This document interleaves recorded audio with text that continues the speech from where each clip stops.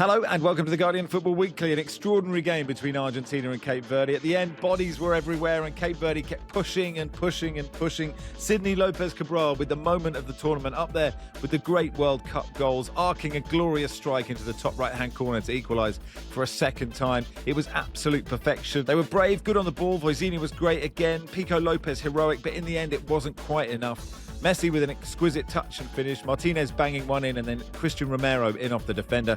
And it'll be Egypt next for Argentina. After Egypt beat Australia on penalties, the Socceroos changed their keeper. Two centre-backs missed spot kicks. The inquest down under started already. In truth, neither side were that good. And then Colombia beat Ghana. An early goal was enough in a sea of yellow in Dallas. Ghana, once again, a hard watch. We'll discuss the England-Mexico kickoff time, almost but not changing. There's more fallout from Croatia Snicko-gate. We'll answer your questions, and that's today's Guardian Football Weekly. On the panel today, Archie Rhind-Tutt, welcome. Hello. Hey, Barry Glendenning. Hello. And in Dallas, Lars Sivertsen. Hey, Lars. Howdy, everyone. Howdy doody. For the YouTube viewers, we are broadcasting from our bedrooms again because it is late again. But it will make no difference if you are listening, of course. Let's start then with Ghana. Let's start with Argentina 3, Cape Verde 2. I mean, that was such a brilliant game, Archie. And the Sydney Lopes Cabral goal, I mean, it's the most that we have all shouted watching a goal, including England games. It was just unbelievable. The thing that really caught me with it was, I don't think I've reached that higher pitch in this tournament yet with the noise I made after that went in. I was very excited. Get high-pitched, let's be real. No, only Christine Quinn's dog could hear you. These are all things which are true. And the thing is that I was very excited with the first Cape Verde equaliser. And that was the whole point of why this second equaliser was so special, because I think any football fan watching this game, even if it wasn't the most interesting game of football that we've seen, it was important because of the context of who these two teams were, and that's what made it so engaging. And we'd all probably, in our minds, apart from the Cape Verde players and staff, had written them off after that second goal from Lisandro Martinez. It seemed like things had gone wrong. But both times, in fact, all three times that they conceded, they kept coming back for more. And at the start of the second half, they had an excellent period of play. That first goal that they score from Diroy Duarte is an amazing move. But this Sydney Lopes Cabral one, sure, we can talk about the finish. It comes from a move which is of at least 13 passes where they move it from back to front. But then the finish, to die for. The way that you see it arcing into the top corner, and there's that moment in your brain where you're thinking, this isn't going in. This can't be going in. It is going in. Oh my God. It was glorious. And for it to happen to him as well, Sid did a brilliant interview with him yesterday where he was talking about how he was freezing in the fifth tier in Germany, earning like £850 a month, using bin bags for curtains. But he had his big day. He had his big moment. It was just such a shame to see him in tears at the end. But look, I'm sure it was just overwhelming emotions because, sad that Cape Verde lost, but what a performance that they put in here. And like the surprise team of the tournament. Yeah, I mean, the finish, Barry, was so good. The celebration, like he was desperate to hug. I presume it was Mrs. She didn't seem that bothered, but like he waited for hours in the stands. Yeah, in his match report, Barney said that she was probably his girlfriend, or at least wanted to be his girlfriend, and is probably his girlfriend now. But it was an incredible goal. It's one of the all-time great World Cup goals. It will become as iconic as any, I'd imagine. And the thing is, he's a left footer and he hit that with his right foot. It's just astonishing. And what an addition Cape Verde have been to this tournament, due to various issues we mentioned but probably don't talk about enough, and due in no small part to FIFA and Gianni and Trump. This tournament, certain aspects of it are shameful, they're embarrassing, they're tawdry, and they're tone deaf. And it's heartwarming to see that quite a few, that most of the teams involved and most of the players involved are all doing their damnedest to drag what could be an aberration, a sporting aberration, kicking and screaming out of the gutter. And this match, there's been some super matches in this tournament, and this is, I think, in my opinion, the best of them. It was just, this will be remembered for years. So on the goal, I think we all have types of goals that we favor above all others. I know, Max, you're partial to a shot where the ball stays ball, famously. Barry, I would imagine very long-range headers have a special place in your heart.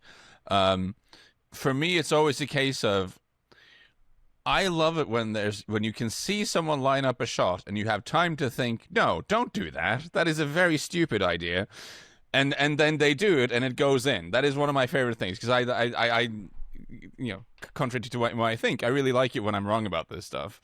And I definitely had, with this goal, you have this moment of like, absolutely not. Your left back should not be doing this. Like, this is what you got inside there. Utter foolishness to attempt this. And I think that makes it obviously spectacular. But for me, the fact that there was this little pause where you can think, no, don't be doing that. I know you're thinking about it, but you're not doing that.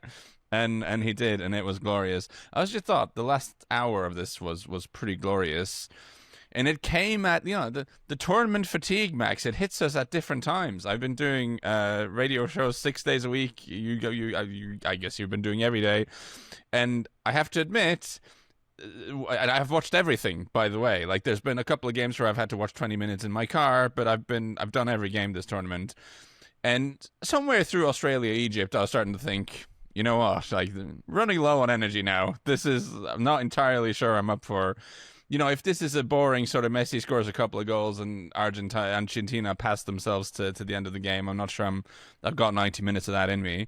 But then, of course, that is the magic of football. Just when you're, like, sagging a little bit, it serves up an all-time banger of a game. And the last 60 or so, and just the way Cape Verde kept going. Just think, because you tend to think when you get deeper in the tournament, then that's the teams that have depth, and the underdogs are supposed to get tired, but they kept going. And I did actually say, I have witnesses for this. I did say to my broadcasting partners here in Dallas that I'm not sure this game is over in an extra time. I kind of thought there was this sort of drive in Cape Verde.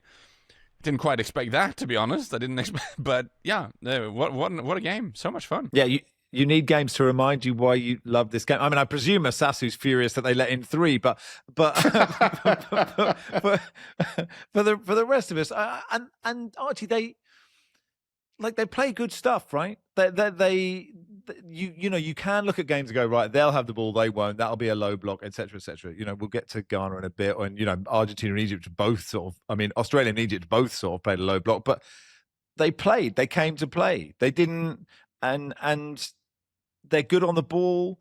They pass the ball through the lines, and as we've all alluded to, they never stopped. They never ever stopped. And I just think I don't think it's patronising, because look how small is Cape Verde, how short is their footballing history compared to the reigning World Cup winners and Argentina and Messi and all of that, and to go toe to toe with them, I think is just so brilliant. It tells you something that after the quality of goal that Lionel Messi scored for the opener, that this is the conversation that we're having, that they came back and played so well after that. That Vizinha, once again, was a shining light. I think he doubled his tournament save tally during this game as well. And also, it was the way that Vizinha sold Lautaro Martinez not one but 2 dummies in the first half. And there was a moment, I think it was in the second half, where Lionel Messi's the one coming up to him, and you just see him think, am I going to do it? You know what, I'm not going to push my luck here. I think this might be a bad call. And that's the thing, is they were not fazed at any moment of this tournament, which is, look, yeah, I was starting to go down the patronising route, and I had to stop myself. But that's the thing about a World Cup, is having expectations of a team and thinking, okay, but what can this team really get up to? And it's great when you are proven completely wrong. And I'm intrigued to see what happens with Argentina from this because they are usually the team that can handle things very well when they are not the best team in the game. And then they put together a move and boom, boom, boom, they score, which is what happened in the first half.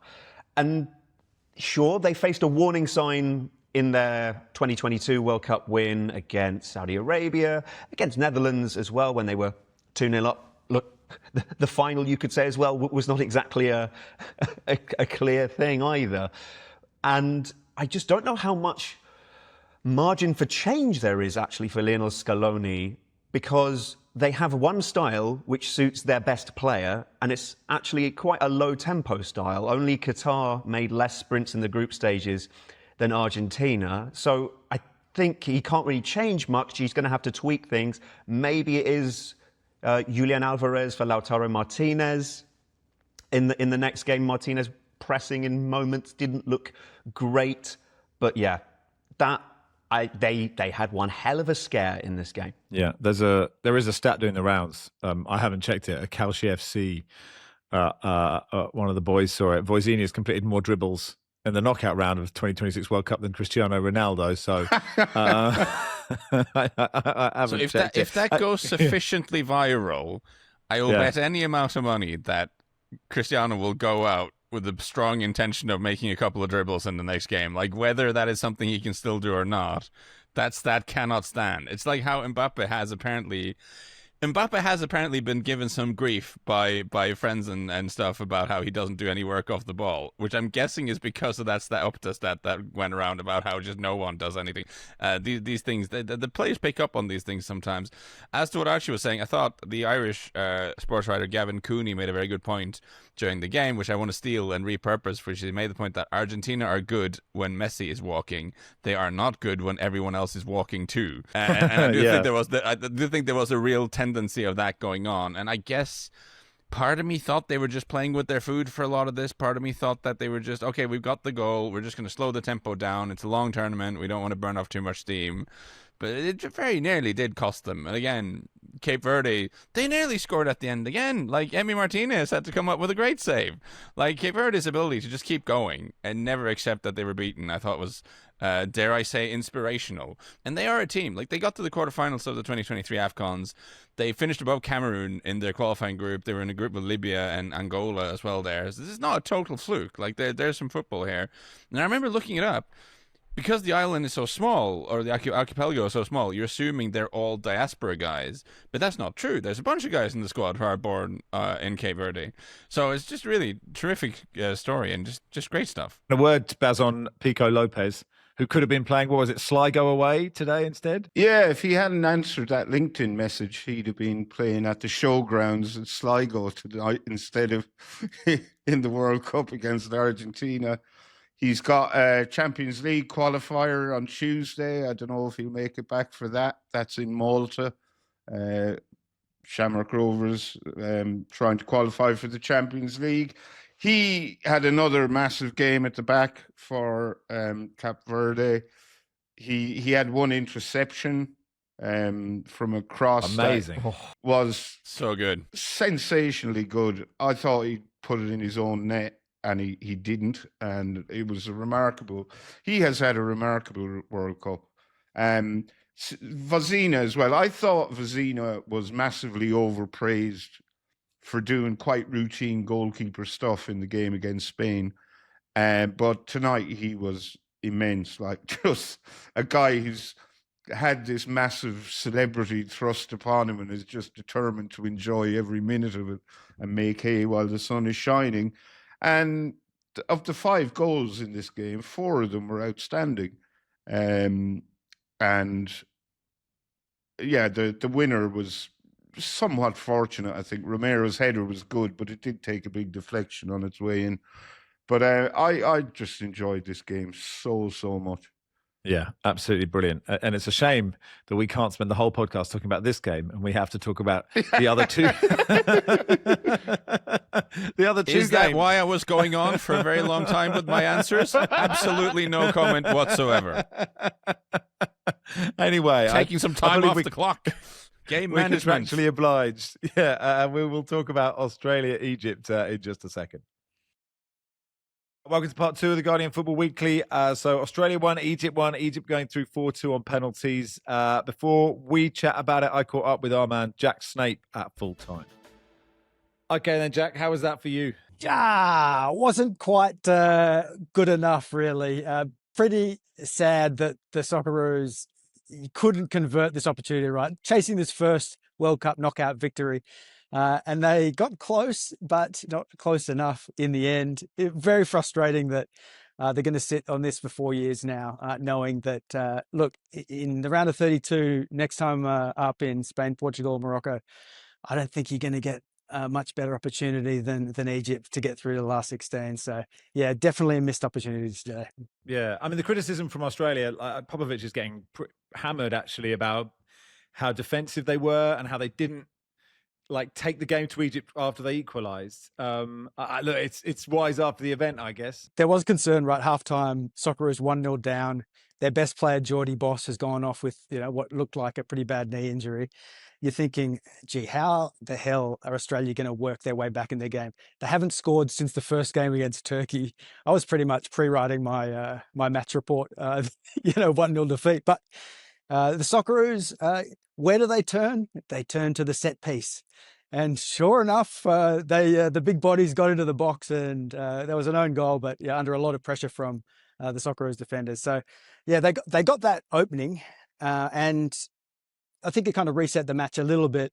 But yeah, Tony Popovic and his Socceroos, they're not set out to impose themselves on the other teams, right?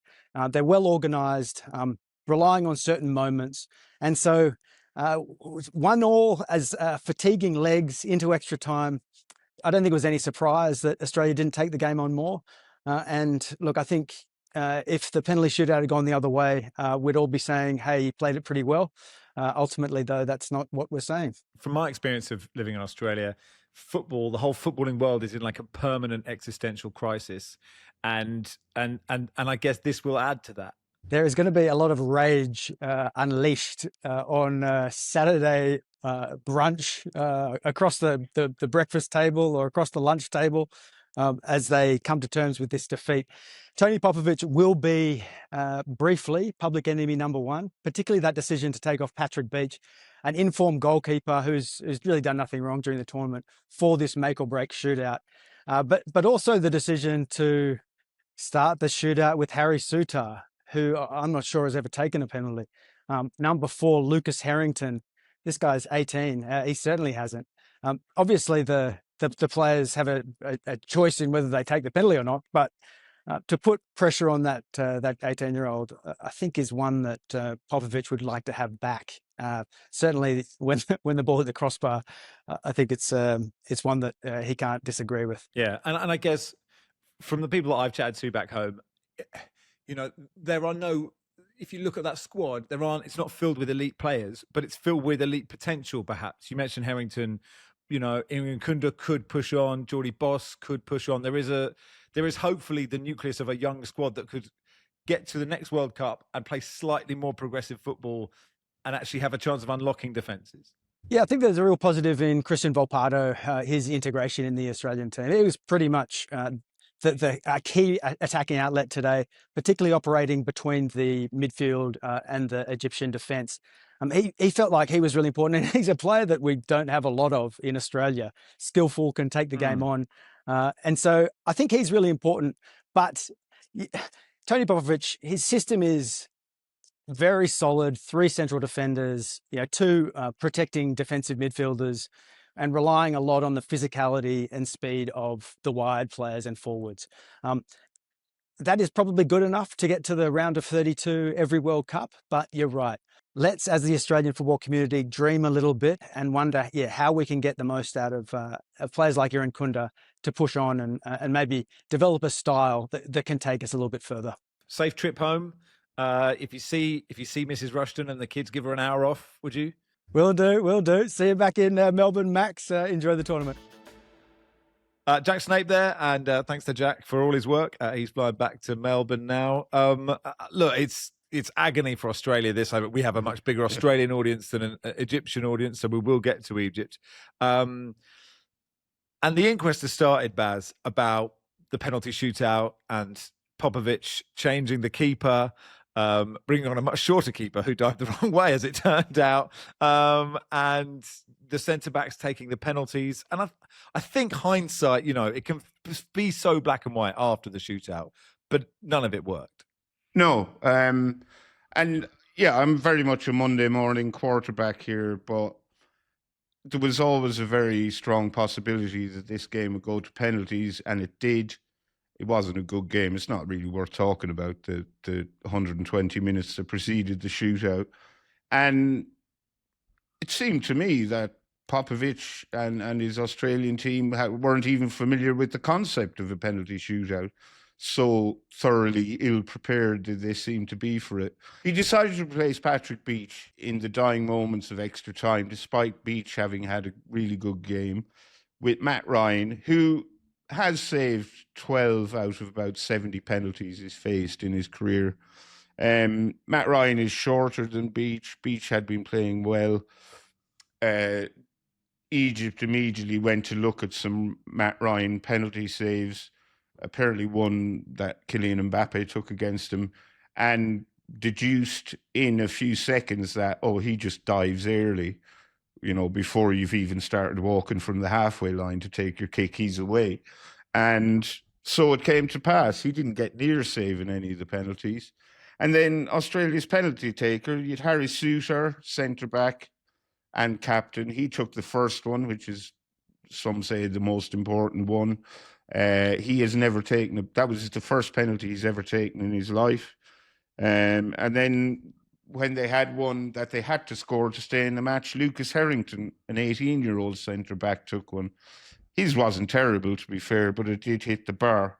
And Egypt didn't miss any of theirs, and Matt Ryan didn't get near any of theirs. So it seemed, and obviously I'm talking with the benefit of 2020 hindsight, but it seemed very poorly organised by Popovic and his players.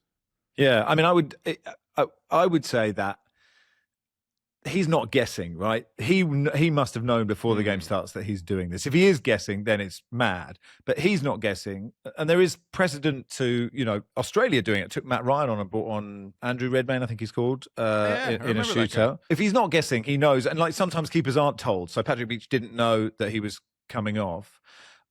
If he is guessing, then it's completely mad. And in 2005, Australia, one of their greatest moments, they beat Uruguay in a shootout to get to the World Cup, Aloisi scoring. But in that, two centre-backs, Lucas Neal and Tony Vidmar, scored. So, I don't know. I sometimes think, Lars, when we look at these things, we look in, as Baz has said, it's all hindsight. And his decisions did not come off.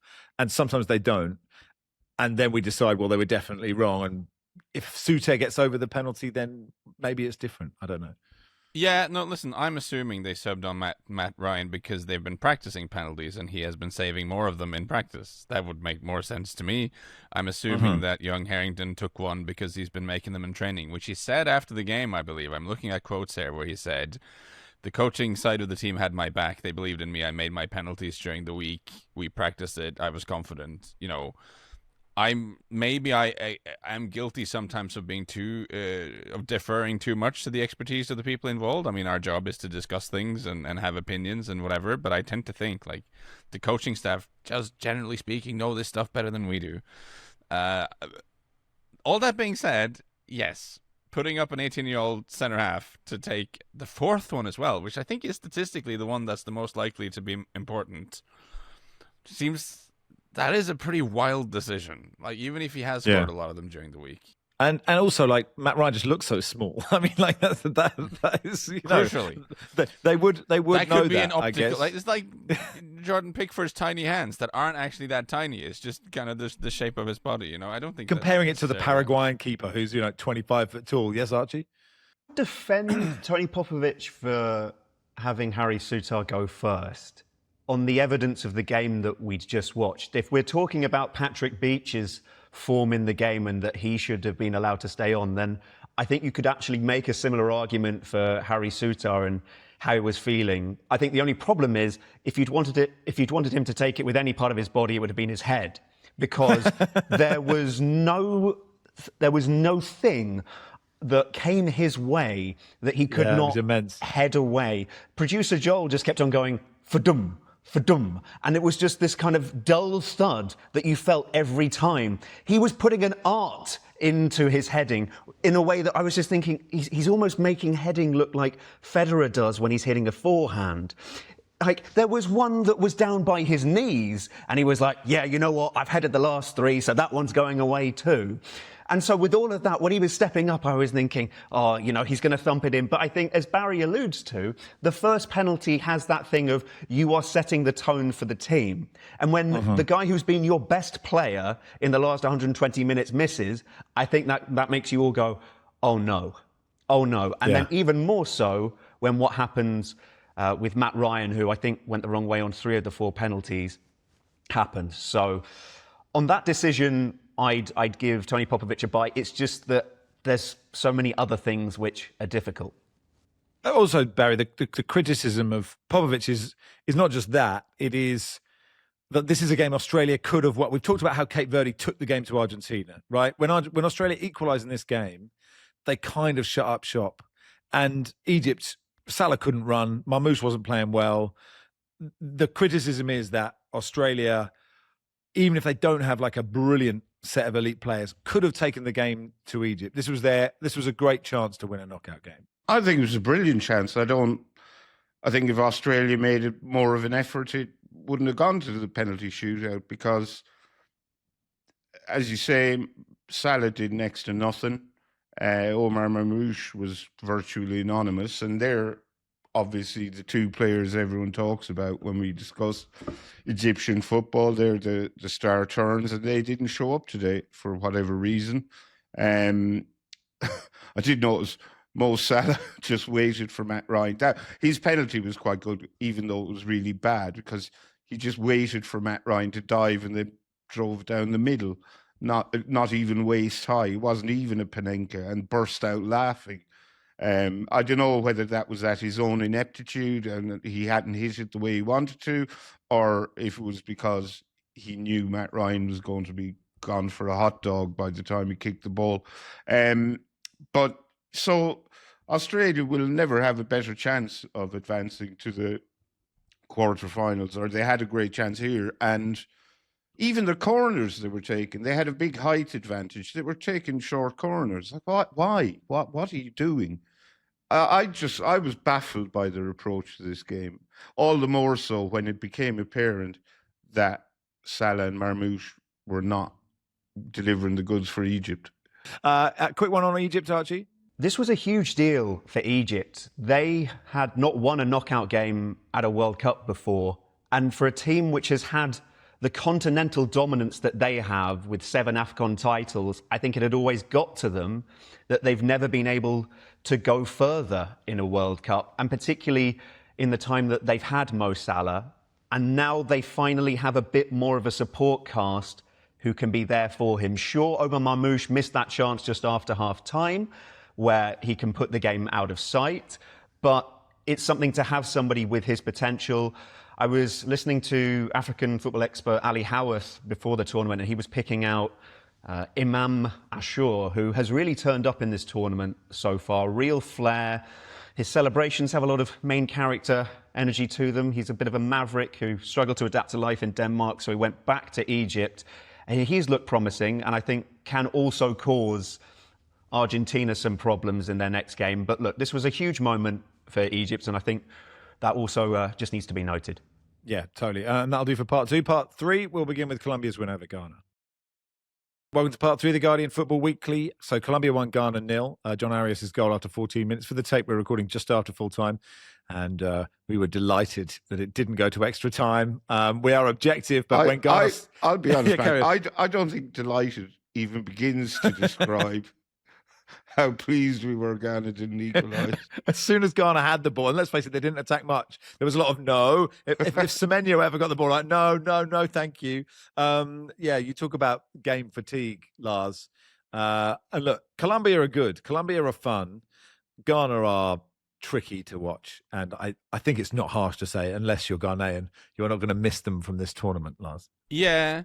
So the slight sidetrack maybe, but I did a piece for the Guardian on Norway before the Brazil game, and it caused me to revisit Norway being dumped out by Italy in 1998. And the reason I mentioned that because the quirk of that game was, even at 1-0 down, we still sat back. Like in the 90s, during our golden period in the 90s, Egil Olsen, our genius coach, who I don't actually mean that ironically, he was a genius in his own way, but it was very much about direct football. His core belief was that you have the best chance of scoring when the opponent is not in balance, as he would say, when the defense isn't set. So you need to attack very quickly, and you want to tempt them onto you so you can get them. And this is what Queiroz is doing, right? I get that, but it was still farcical to watch Ghana still be really well positioned and set up in like this sort of stubborn block well into their own half when you're already a goal down. And I swear to God, there were moments where like Davinson Sanchez was passing the ball to a teammate looking at like, are they not going to press? Like, what's going on here? We're in the lead. Why are they not doing anything? And I completely understand like the tactical rationale for this. This served them well in the group stage, is what got them here. This sort of Queiroz suffer ball thing that he does. But it is nonsense to go out of a tournament like that. Like when you're a goal down, you have to try to do something, I think. And they were very stubbornly refusing to do that. Yeah, I mean, I guess the logic is you do that until the 80th minute, and then you get it launched. But they didn't really do that either, Archie, did they? No. 4 shots on target during this whole tournament. Given that they came into it... Won a game. You can't knock that. But given that they came into this tournament having changed their coach in March and pressed the Queiroz button, I think it's a pretty underwhelming performance. They will not be missed exactly. And the thing you said to me during the game was, look, at 1-0, they're just going to keep the same approach. But I think we were expecting, look, okay, but at some point they will go for it. It just never really came. Yeah. And for Colombia, Barry, Mark Langdon said, they were an outside shot of reaching the final. It's quite hard to gauge them with this performance. They were good. I mean, Luis Diaz could have had a hat-trick, and then it's a really comprehensive win. But even at 1-0, they did not, at no point did it look stressful as the Colombia player. And normally in a 1-0, at this stage of this tournament, you just go deep and get nervous. There was none of that. No. Look, teams like Ghana can be hard to play against, as we found out last week. Yeah, we did. And Colombia made very short work of them. I know it was only 1-0 win. They never looked like conceding.